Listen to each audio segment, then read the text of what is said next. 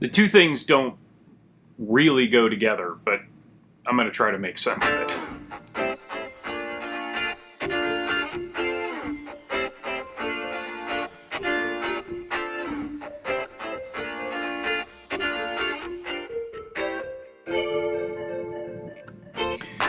Welcome back, friends. Happy Saturday. It is Saturday. We are 2 days removed from Thanksgiving. I wanted to do this on Thanksgiving, but I took responsibility for the turkey this year, and that took up a bit of time, as you might imagine. And then I wanted to do it yesterday, but life just got in the way. So here we are. It's Saturday. It's a cool and breezy, and by cool, I mean it's like below 80, day in South Florida. I hope you all had a great Thanksgiving. The one thing I want to tell you, and if you've never clicked a link in the description, you're going to want to click this one, because I used a meat church preparation for this year's turkey. And it was a turkey breast, which as a general rule, I'm not a fan of white meat. Whether it's chicken or turkey, those muscles never worked a day in their life. But there's much more breast meat on a turkey than there is dark meat. So I did a Creole butter injected turkey breast. And one, I've said a million times, I did it on the Traeger. The Traeger's a cheat code.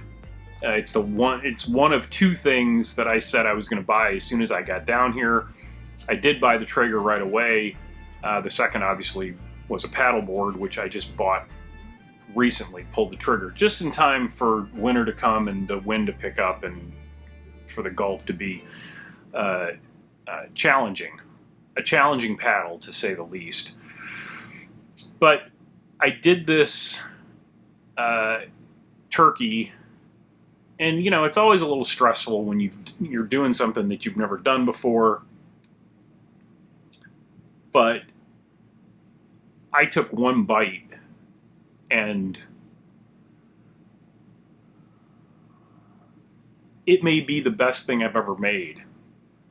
It was outstanding. It didn't take a lot of time, other than, the brinings you have to do a day before, but the seasoning and the injecting and the cooking, didn't really take that much time at all.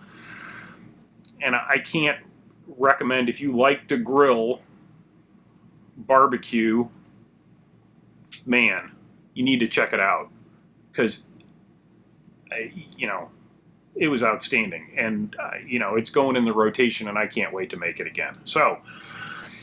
But I hope you all had a great Thanksgiving, and I want to talk about gratitude and apathy, and they're two separate lines in my head, and I thought really hard about which one to do first, but I think obviously the gratitude part first.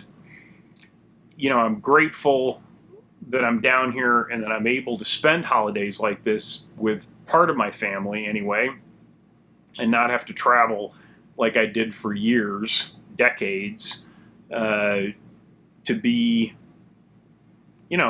around family on the day that is really kind of meant to gather family around. So I'm grateful for all my friends. I'm grateful that at now 58 years of age, I'm still physically able to do the things that I like to do.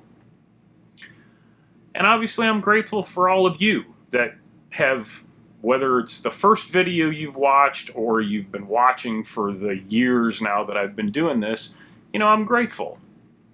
Even the people that leave what I can only describe as inane comments, I'm grateful that you take the time, to watch me, in most cases, throw things off the top of my head.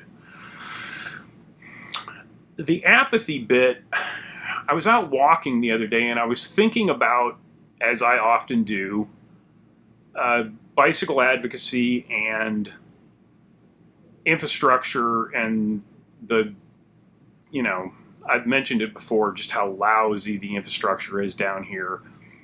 And I started thinking about whether the people that make the laws, or in this case, don't make the laws, whether they are counting on advocates, cyclists, people that are, interested in that type of multimodal transportation, whether they're just counting on us being apathetic. That we're going to make a little noise for a little while and then we're going to forget about it. That and the combination that our memories are pretty short. And I started thinking about when I was going to Washington, D.C., and it was the same, I think the same thing, the approach that a lot of these advocates had was, they would go to lawmakers and say, well, you need to do this. And they would say, well, why? And the answer was, well, because you just need to do it.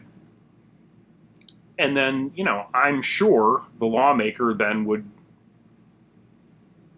thank them for coming, close the door behind them, and go, well, I mean, they're not really serious about this. So I guess my ask, if it is an ask, is just to, if you are at all concerned about alternate modes of transportation, to just, at the very least, stay in contact with the advocate group, the advocacy group that you have there in your hometown, your home state. If you don't have one, think about just get involved a little bit at the national level.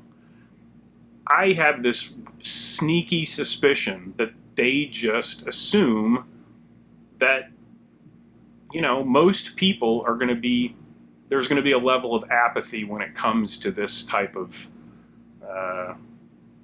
cause.